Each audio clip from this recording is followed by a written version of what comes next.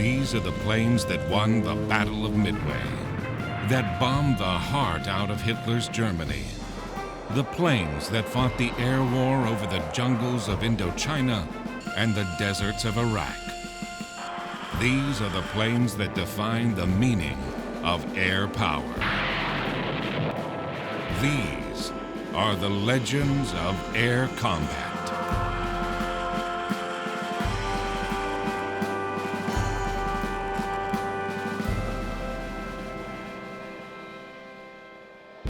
Boeing's B-17 Flying Fortress is the most famous U.S. bomber of World War II. It was the backbone of the 8th Air Force's strategic bombing campaign in the European theater. Its combination of maneuverability, range, and heavy bomb loads was unmatched by any other medium-range heavy bomber. Of the 1.5 million tons of bombs dropped on Germany by U.S. aircraft, 640,000 tons were dropped by B-17s.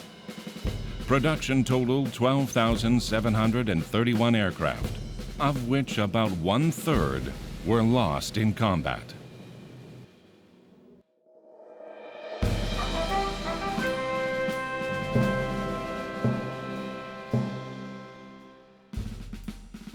On August 8, 1934, the U.S. Army Air Corps issued a requirement for a 4-engine bomber to replace the Martin B-10. The plane specifications were that it should carry a useful bomb load at an altitude of 10,000 feet for 10 hours with a top speed of at least 200 miles per hour. The primary mission of the proposed bomber was to strengthen coastal defenses and to expand the offensive capabilities of the Air Force in Alaska, Hawaii, and Panama. The Air Corps requested, but did not require, a range of 2,000 miles in order to allow the plane to reach these outlying areas from the continental United States. The competition was to be decided by a fly-off at Wright Field in Dayton, Ohio. There were 2 other competitors for the contract. One was the Douglas DB-1. The other was the Martin Model 146. To meet the Army Air Corps requirement, Boeing developed, at its own expense, a prototype B-17 and designated the Model 299. The Model 299 first flew on July 28, 1935, with Boeing's chief test pilot, Leslie Tower, at the controls. Richard Williams, a reporter for the Seattle Times, coined the name Flying Fortress for the prototype bomber, in deference to its multiple machine gun installations. Enamored by the name and quick to see its value, Boeing trademarked it for its own use. On the 20th of August, the first Model 299 flew from Seattle to Wright Field in 9 hours and 3 minutes at an average speed of 235 miles per hour. At the fly-off, the plane outperformed its rival prototypes from Douglas and Martin. Even before the competition was finished, the Air Corps proposed buying 65 B-17s. On its second flight, on October 30, 1935, the Model 299 crashed, killing the Boeing and Air Corps test pilots on board. Unable to finish the evaluation, the Army's Chief of Staff canceled the order for 65 Fortresses and instead ordered 133 of the twin-engine Douglas B-18 Bolo. However, the Air Corps was so impressed with the plane's performance that on January 17, 1936, they went ahead and ordered 13 YB-17s for service testing. Now officially designated the B-17, the plane's famed history had finally begun. Boeing built a total of 13 YB-17s, 1 Y-1B-17A, 39 B-17Bs, 38 B-17Cs, and 42 B-17D aircraft prototypes for the military. The B-17E was the first variant to go into mass production and was followed by the B-17F and B-17G. The B-17 replaced the Martin B-10 that was in service with the U.S. Army Air Corps. In 1941, the Air Corps was renamed the U.S. Army Air Forces. The B-10B had a maximum bomb load of 2,260 pounds and a typical radius of 650 miles. The YB-17A maximum bomb load was 10,500 pounds, with a radius that was typically 1,337 miles. Boeing made a number of important changes to the B-17A and B-17B, including more powerful Wright R-1820-39 Cyclone engines and exhaust-driven turbochargers. The airframe was also strengthened. The B variant was also given larger flaps and rudder and was fitted with a plexiglass nose. In the B-17C, the original blister turrets were replaced by oval hatches. Armor protection was added, and the primary gun armament became 6 50-caliber guns paired in the nose, dorsal, and ventral positions.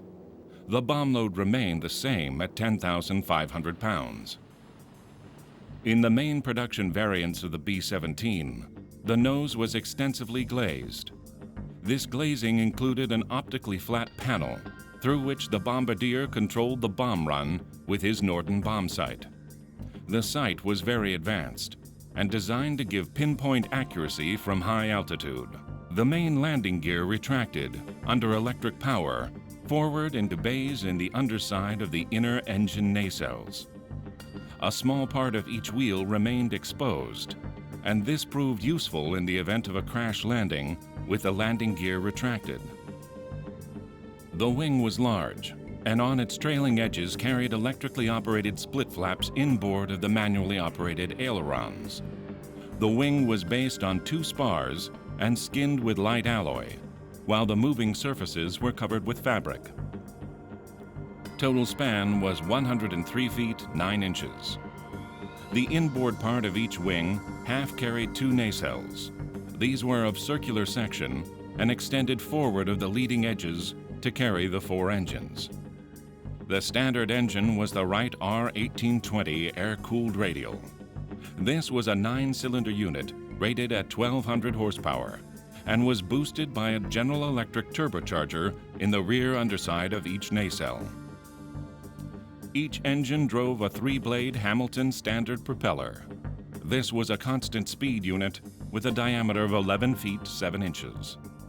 Fuel was carried in self-sealing tanks in the wing, with main tanks inboard and auxiliary feeder tanks outboard. Below the nose was a power-operated chin turret, fitted with 2 50-caliber Browning machine guns. The length of the fuselage was 67 feet 11 inches. The port and starboard fuselage hatches each carried a single 50-caliber machine gun. Above and forward of these was an electrically operated dorsal turret, again fitted with twin machine guns. The tail position was small and cramped, and from here, the rear gunner controlled 2 50-caliber machine guns. To defend the bomber from attack from below was the task of the Sperry ventral ball turret. The gunner normally entered this electrically operated unit after takeoff and had 2 50-caliber guns at his disposal. I was a ball turret gunner. That's the belly gunner, as most people mention it to be. Ball turret was frowned upon by most. They felt like it was, be claustrophobic. It's 43 inches in diameter, and it's quite tight, but I found it to be a very well-operated turret, and you could do a lot of damage with it. One particular mission to Brux, Czechoslovakia, my number 8 or 9, I saw just about every aircraft the Germans had. 110s, 210s, 410s, Ju-88s, 109s, and 190s. And I shot at a lot of them. I knocked down a 109 and a 190 that day.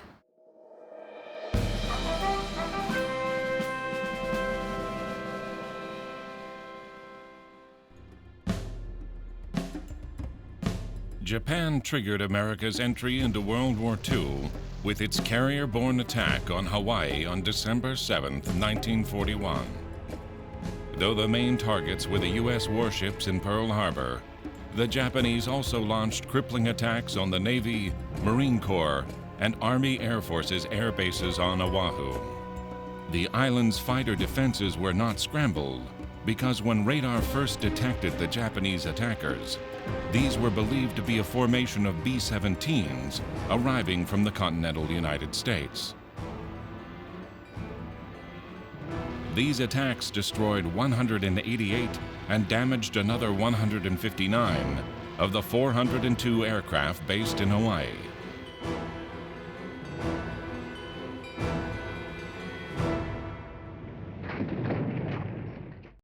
By the time of America's entry into World War II, Great Britain had already started an extensive bombing campaign over Germany. The Royal Air Force had initially planned to destroy warships and specific or point targets of critical importance to Germany's war-making capability with daylight bombing. However, the medium and light twin-engine bombers of the time, such as the Vickers Wellington and the Bristol Blenheim, lack the range and bomb loads to succeed in this task. They also prove very vulnerable to German fighter attack. The British had already ordered the creation of a 4-engine heavy bomber force, and now switched to the night bombing of more general area targets, such as German industrial areas and cities. After America's entry into the war, an early Allied decision was the establishment of a powerful American bomber force in Britain, the 8th Army Air Force. This was equipped with B-17 and B-24 bombers. The creation of the 8th Army Air Force coincided with the deployment of the latest Fortress variant, the B-17F. 3,405 B-17Fs were finally delivered by Douglas and Lockheed's Vega subsidiary, in addition to those built by Boeing itself. Now the attention, please, gentlemen. Pilots have all checked their crews. Everybody present accounted for. For a long time, we've all been working very hard. The work has been grueling. It's produced results, and our standard of performance is very high.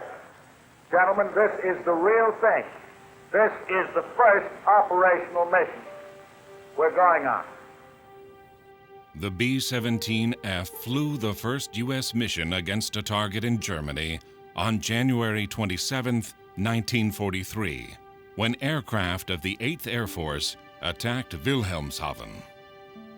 The B-17F was an improved B-17E and first flew on May 30, 1942. The variant was a response to lessons learned in the Pacific Theater and included a one-piece plexiglass nose mounting and beefed-up landing gear. Later in the production run, experience in European operations indicated the need for further changes. These included better armor protection, engines now rated at 1,350 rather than 1,200 horsepower, greater fuel capacity, and underwing racks to allow for a bomb load of 20,800 pounds on short-range missions. For the longer-range missions, crews soon became accustomed to the demand for raids of pinpoint accuracy on targets vital to Germany's war-making capability.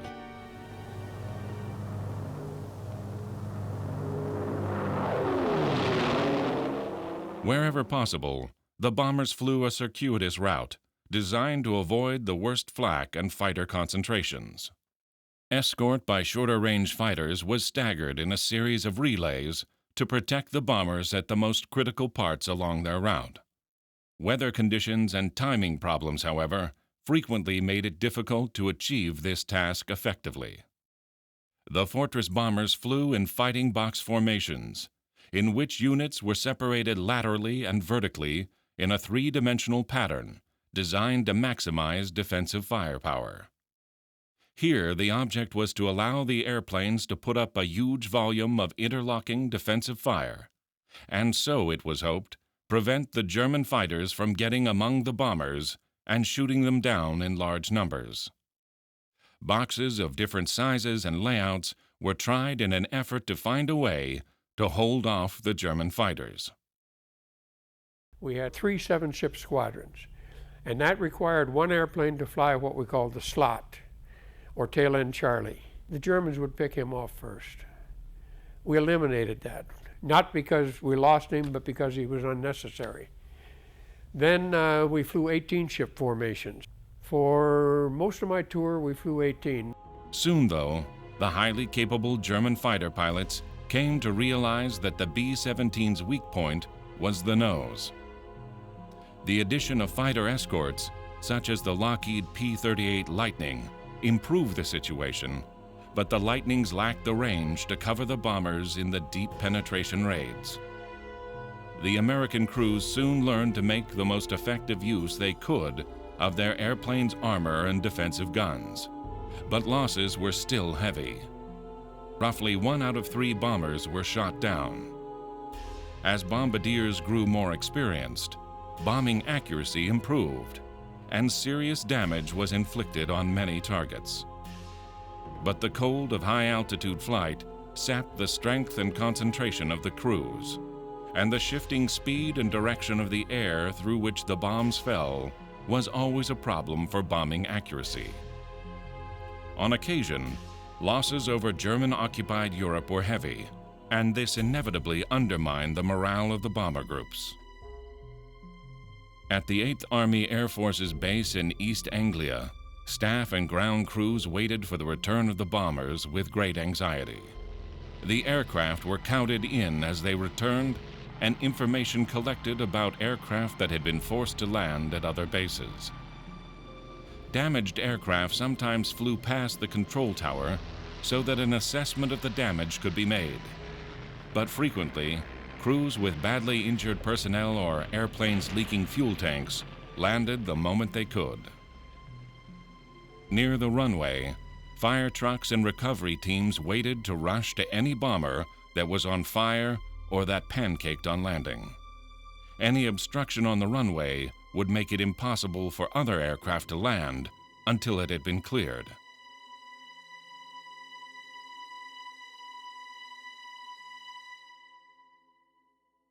By 1943, the strategy of the Allied bombing campaign in the European theater had 2 distinct elements. The British had become fully committed to the night bombing campaign and had brought their 4-engine heavy bombers, the Halifaxes, and the superlative Lancasters into large-scale service. Now, the object of tonight's operation is to blot out the town of Bremen. In addition, there are 2 special targets. There's a Detmark submarine building yard, which is a tremendously important submarine building establishment, and also, and even more important, the Fokker-Wulf works, which are situated to the south of Bremen itself. The night campaign reduced the risk of attacks by single-engine fighters, but the Germans were well on their way to creating a complex yet effective force of radar-controlled twin-engine night fighters, carrying short-range radar for their final attacks. The major problem with night bombing was that it was all but impossible to attack point targets. Instead, the British devoted the steadily growing weight of their raids to the destruction of German industrial cities and the urban areas in which they were located. Bombing accuracy was initially very poor. Less than 10% of the bombs found their targets. With improved training and the introduction of advanced navigation aids, and the use of a specialized pathfinder force to mark the target, the accuracy improved. There were losses, sometimes very heavy, as the capability of the German night fighter arm grew. The devastation wrought by the Arvo Lancaster and the Handley Page Halifax 4-engine bombers of Bomber Command, however, grew at a faster rate.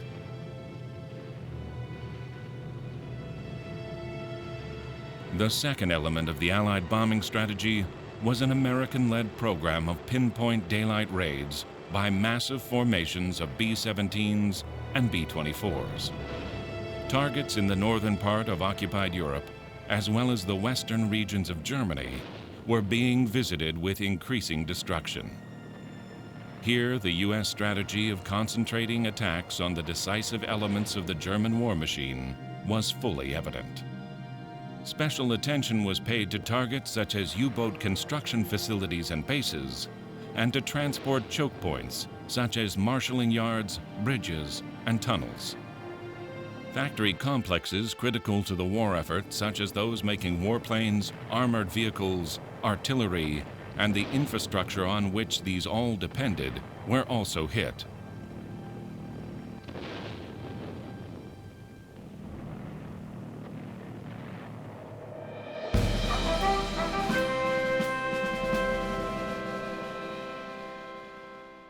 On August 17, 1943, the 8th Air Force launched its greatest raid yet of the European War.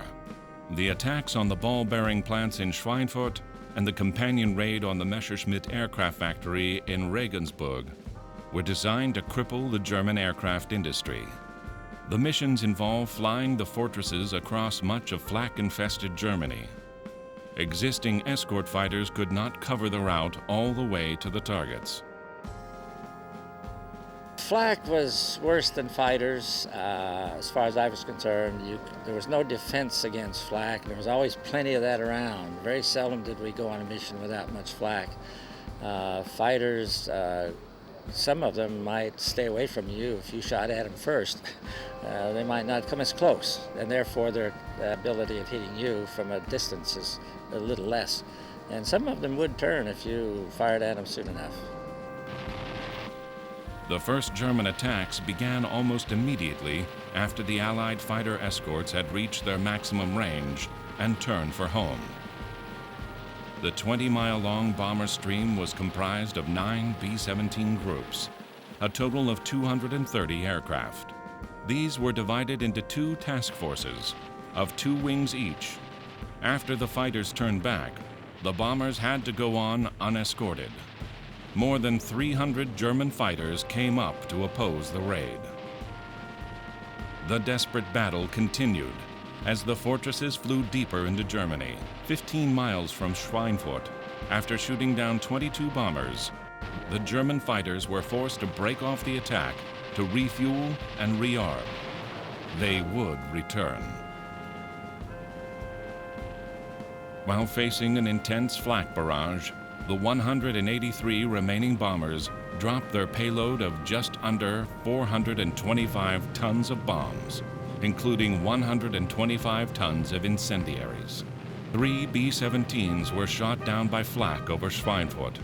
Automatic flight control equipment. It was tied in with the northern bomb sight, and on the bomb run, it actually flew the airplane as far as the lead ship was concerned. When he put corrections in the bomb sight, the corrections went through the automatic flight control equipment and made corrections with the airplane. The survivors turned back to face more German fighter attacks. 8 more bombers were lost before they reached the North Sea. 3 more crash-landed. The Schweinfurt raid cost a total of 36 bombers.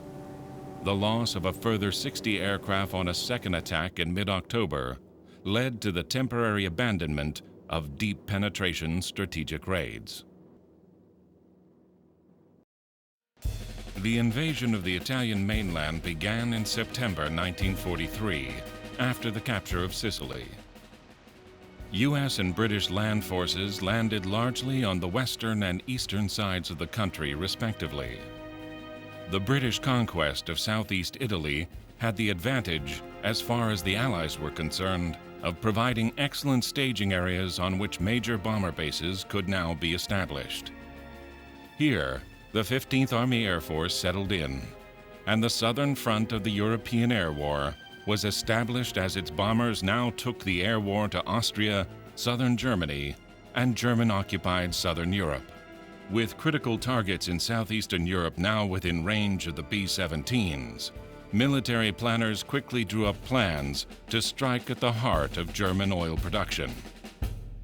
The 15th Air Force's attack of Ploiești on April 5, 1944, was the first of 3 closely spaced attacks on this strategically important Romanian oil-producing area. More importantly, the U.S. Air Force now had an escort fighter with the range to protect the bombers all the way to and from the target. This was the P-51D variant of the North American Mustang. Equipped with additional underwing fuel tanks, its range was extended to 1,650 miles. After it had dropped its 2 underwing tanks, it had great performance and agility. Defending German, Romanian, and Bulgarian fighters were engaged and many shot down.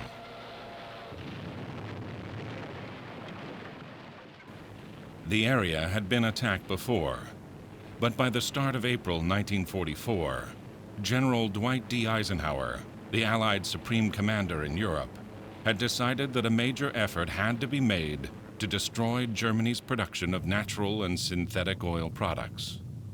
The raid of the 5th of April involved 235 flying fortresses and liberators and badly damaged the transport system around Ploiești. Reconnaissance, however, revealed that this could be repaired swiftly, and Ploiești was therefore attacked twice more by the 15th Air Force, on April 15th and on April 24th. These later attacks concentrated on the refineries in the area. By the end of August, Ploiești was overrun by the advancing Soviet troops. The B-17 played a critical role in the campaign to soften German defenses in the D-Day landing zones. A key element of the Allied planning for the invasion of D-Day in June 1944 was the severing of the transport system in France. Destruction of the transport system would prevent the Germans from reinforcing their forces in Normandy and redeploying their forces elsewhere in France. Here, the B-17 found use in what was actually a tactical rather than strategic role. Bridges were an obvious target, but they also struck at known troop concentrations and staging points along the road and rail system. But flak often took its toll on the attackers. The most important German fighter in the West was now the Focke-Wulf 190, a superb warplane with good performance and agility, and notably heavy firepower. This armament included 20 and 30 millimeter cannons, which outranged the 50 caliber guns of the B-17 and also fired an explosive shell. Despite the increasing availability of large numbers of escort fighters to aid their short-range attacks, the fortress still suffered considerable losses when the German fighters could get into their formations.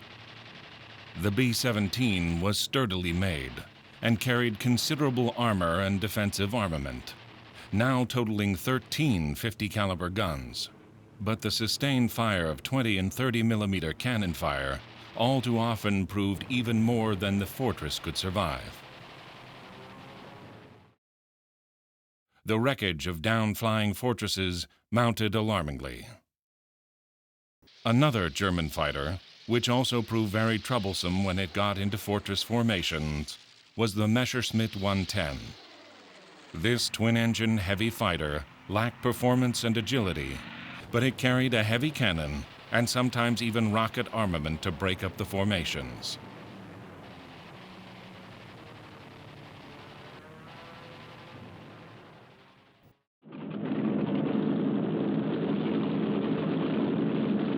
One of the most celebrated of all fortresses was the B-17F, known as Memphis Belle. It inspired a documentary of the time and later a Hollywood movie. The Memphis Belle was delivered to the 91st Bombardment Group in September 1942 for deployment to Britain late in the same month. On May 19, 1943, this airplane completed 25 combat missions, all but 4 of them with the same crew.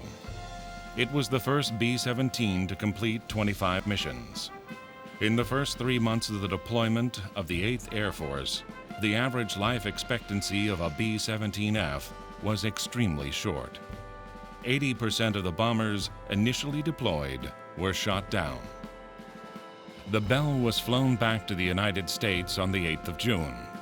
It was retired from active service and used in publicity campaigns to sell war bonds. Though superseded by later models, the B-17F did see service after the war as the QF-17 remotely piloted drone.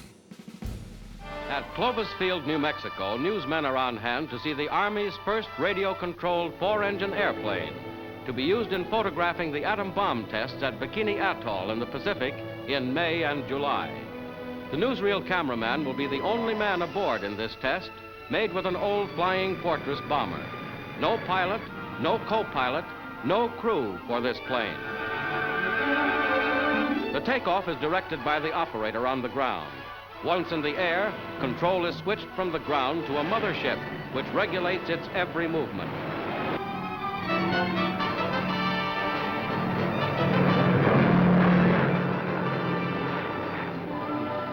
This is the mothership.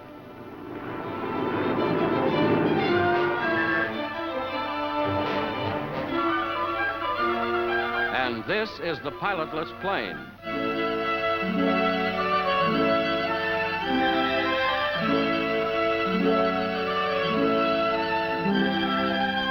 Four such radio-directed planes will fly over Bikini Atoll in connection with America's atomic bomb experiments against obsolete and enemy naval vessels.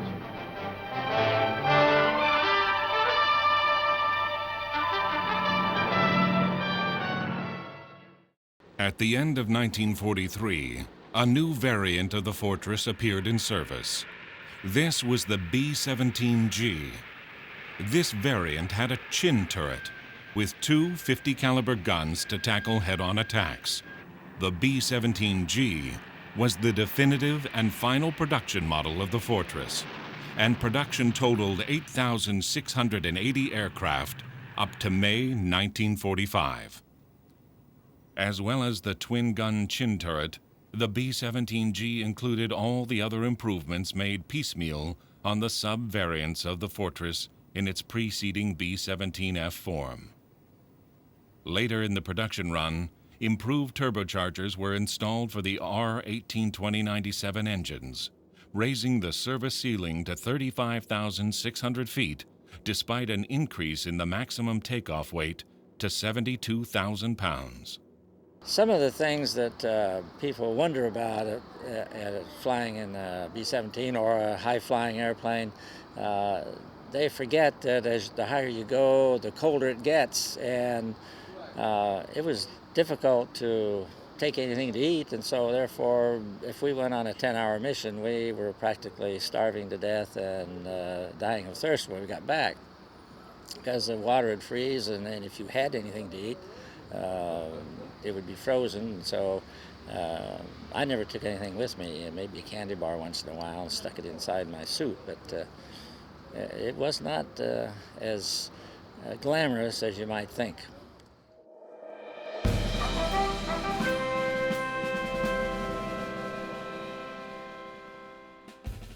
Following the Tehran Conference in November 1943, the Soviet Union agreed to provide bases on its currently recaptured territory for U.S. shuttle bombing missions. Shuttle bombing of targets in Eastern Europe involved using aircraft flying on missions from bases in Britain and Italy and landing in the Soviet Union. On the return leg, they would attack other German targets. This system offered useful operational advantages by extending the range of targets that could be brought under attack. A particular advantage of shuttle bombing was that any bombers damaged over the target area had a shorter and less risky flight to a Soviet base than if they had to return to Italy or Great Britain. Ambassador W. Avril Harriman and Major General John R. Dean of the U.S. military mission in Moscow negotiated the shuttle bombing arrangements with the Soviets. The arrangements included the delivery of men, fuel, munitions, and spare parts overland from Allied depots and ports in Iran to 3 specially created bases in the Ukraine. On June 2, 1944, crews of the 15th Army Air Force were briefed by their commanding officer, Major General Nathan Twining. I do not have to impress you with the importance of this mission to the Russian bases. I'm sure you are fully aware of this important event. I would like to mention one thing about which you must be very particular. That is your conduct while at these Russian bases. Be soldierly and neat at all times. The Russian is a fine soldier who appreciates results and one who does not understand big talk. Wish you the best of luck. Goodbye. The bombers started to taxi out early in the morning and to take off from 0600 at 30-second intervals. Some 170 B-17Gs were scheduled for departure from bases in Italy.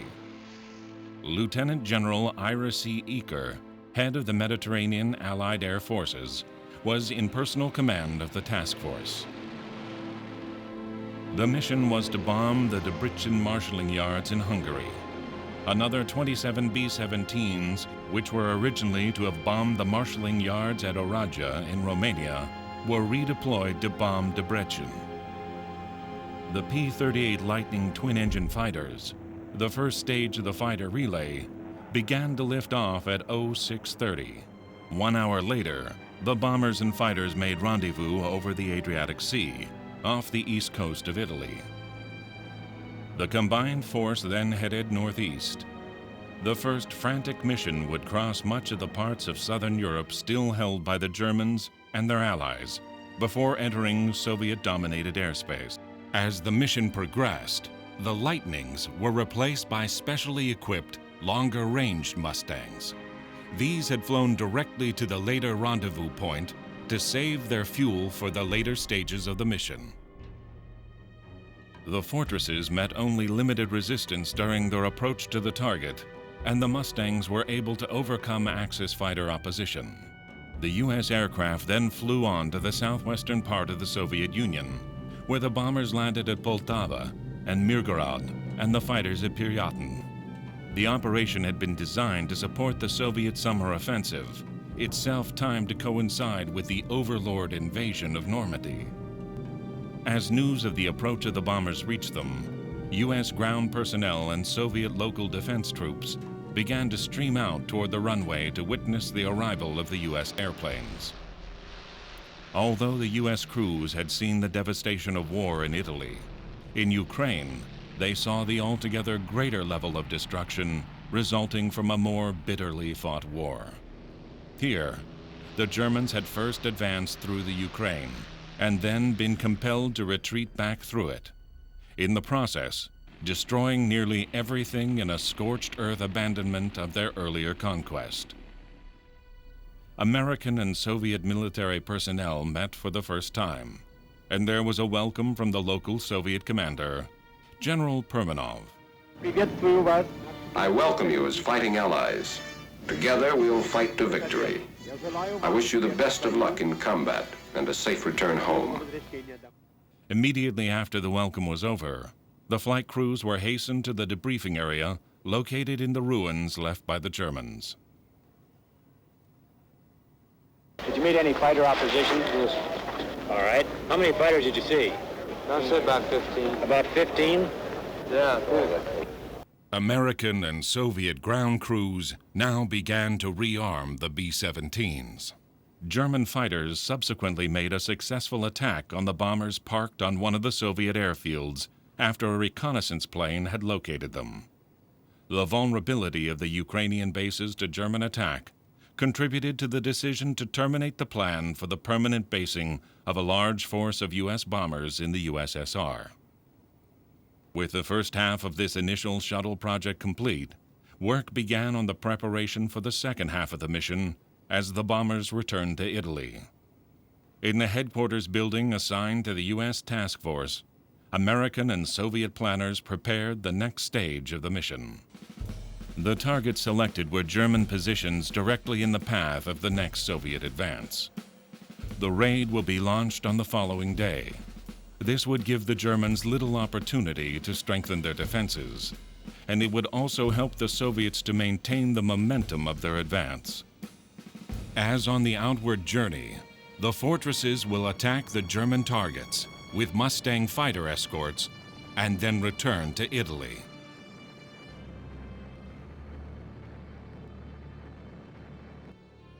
Flown from bases in Britain on June 21, 1944, Titanic II was the U.S. Army Air Force's second shuttle mission to and from the Soviet Union.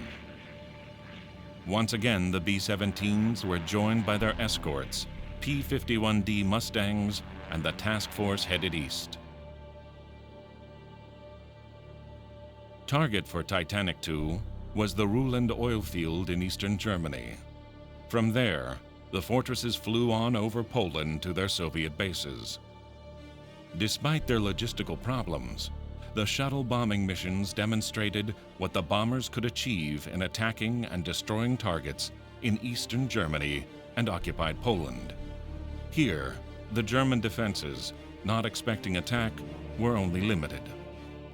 German planning was also complicated by the attack vector of the U.S. bombers. Coming from the east, there was no way the Germans could know whether they would be flying to either Britain or Italy. Such was the threat of the American daylight bombing from high altitude that the Germans, always willing to innovate, created a novel interceptor. This was the Messerschmitt 163, a small swept-wing and tailless airplane powered by a liquid propellant rocket engine. Launched with the aid of a two-wheel dolly, which was jettisoned after takeoff, the Me-163 had a phenomenal rate of climb. But the rocket engine also had a phenomenal thirst for fuel, so its range was very short. After they had burned all their fuel, the Me-163s had to glide back to Earth.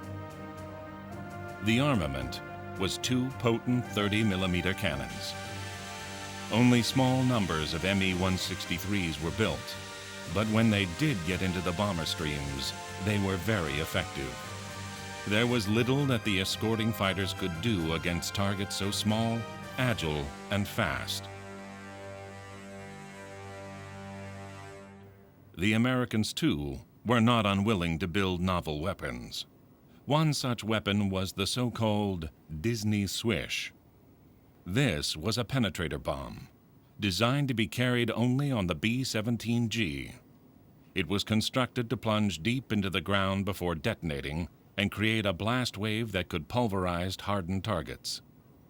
Carrying its warhead in a toughened steel nose, specially shaped to ease penetration of the ground or concrete, the Disney Swish was designed for release at high altitude. This gave the bomb time for great acceleration under the force of gravity, and this was boosted by the installation in the tail of a rocket motor. The Disney Swish bombs were carried in pairs, and in operational trials against targets in the Netherlands proved very effective. The impact of the bomb was marked only by a neat circular crater. The subsequent detonation deep below the ground created considerable heave damage on the surface.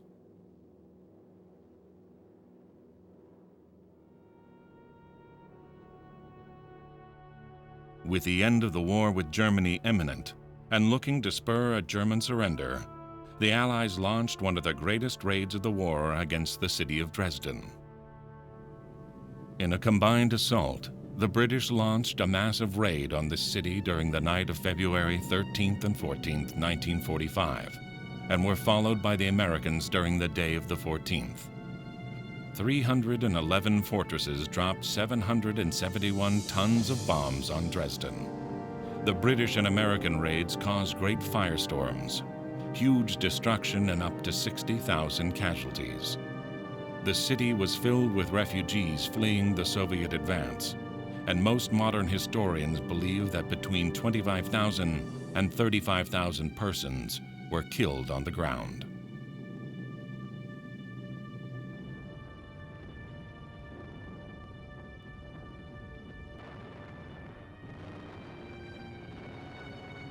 By early March 1945, British and American forces were driving into Germany from the west, while Soviet armies were advancing from the east.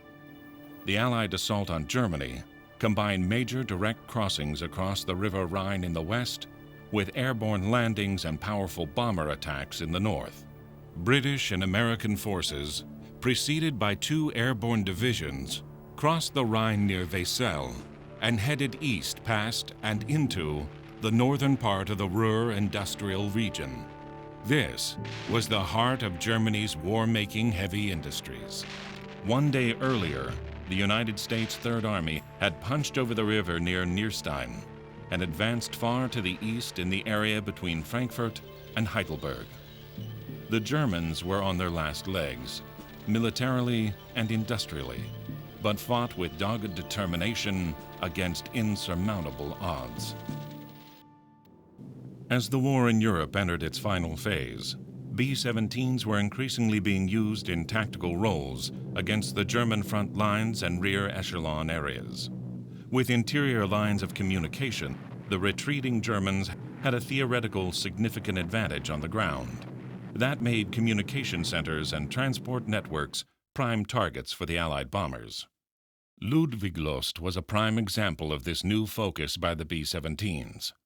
As the fortresses and other Allied bombers continued to pound each and every method of surface transport that the German armies might use, the Wehrmacht found it increasingly difficult to deliver men, equipment, and ammunition to their forces on the disintegrating fronts.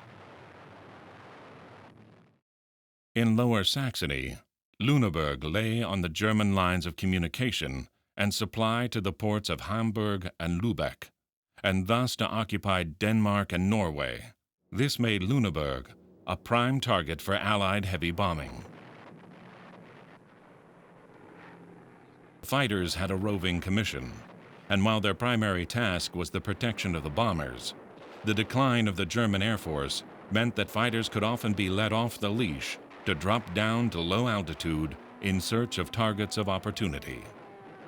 These targets were often men and equipment on the move, but another favored target was airfields, especially when aircraft could be caught on the ground.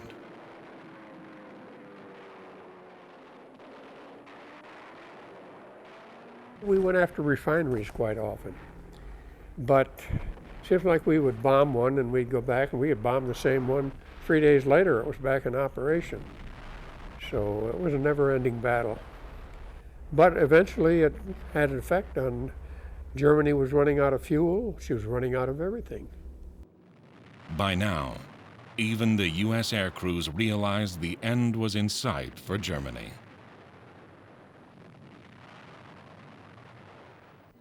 Towards the end of the European Air War, there was one more variant of the B-17 introduced. During much of its career, the B-17 had flown almost all of its combat missions at least partially over water. Damaged aircraft were often forced to ditch in the sea, where their crews embarked in inflatable life rafts. In an effort to save these men, an airdropped lifeboat was developed for carriage by the B-17. The conversion of B-17G Standard was at first designated as the B-17H, but later became the SB-17G. Orders were placed for some 150 conversions, but only about 12 were completed. The possibility of having such a lifeboat drop by parachute close to their ditched position was a great morale booster for B-17 crews. The lifeboat was much more seaworthy than the life raft. It also had a motor and was stocked with survival equipment as well as food and water.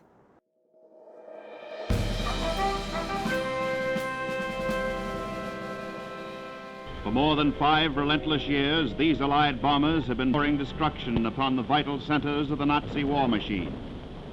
Now, at long last, the strategic bombing is over. The great cities are dead. Dead is this oil refinery at Hamburg. Dead is the notorious Tyson Steel Works at Brockhausen. Its furnaces blasted, its chimneys a crumpled ruin. Dead is the Steffrader Hotland Works at Hamborn, once among the greatest synthetic oil plants of the Reich. Here was the vital Ems-Weser Canal, where it joined the Dortmund waterway near Grafenhorst.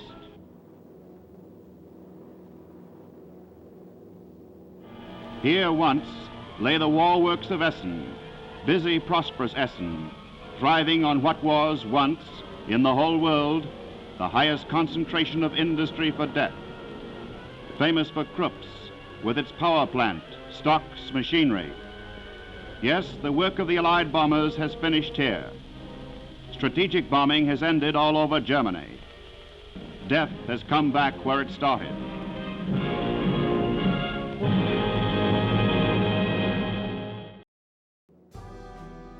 The B-17 Flying Fortress was the U.S. Army Air Force's most important heavy bomber of the European theater of World War II.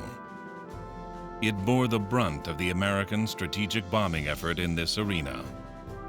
Had there been no fortress, the U.S. Army Air Force would have been forced to rely on the B-24 Liberator for its heavy bomber missions. Consolidated had designed the B-24 in response to a requirement demanding greater range, speed, and ceiling than the B-17.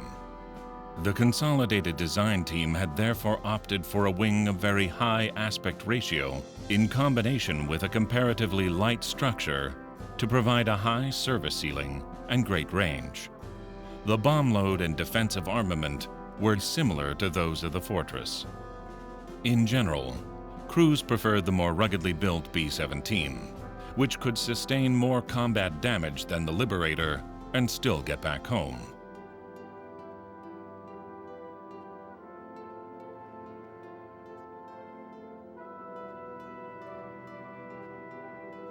Crews also disliked the location of the B-24's fuel tanks.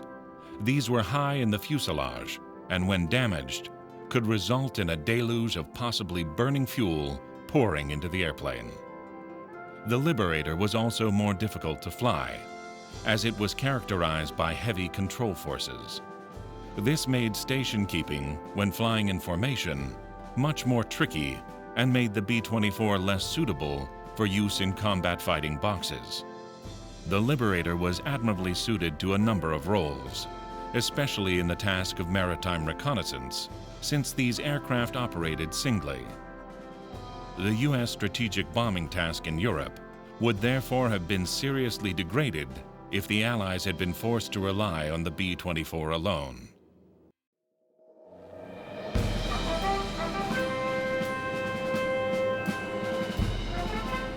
This, then, was the legendary Flying Fortress, the backbone of the 8th Air Force.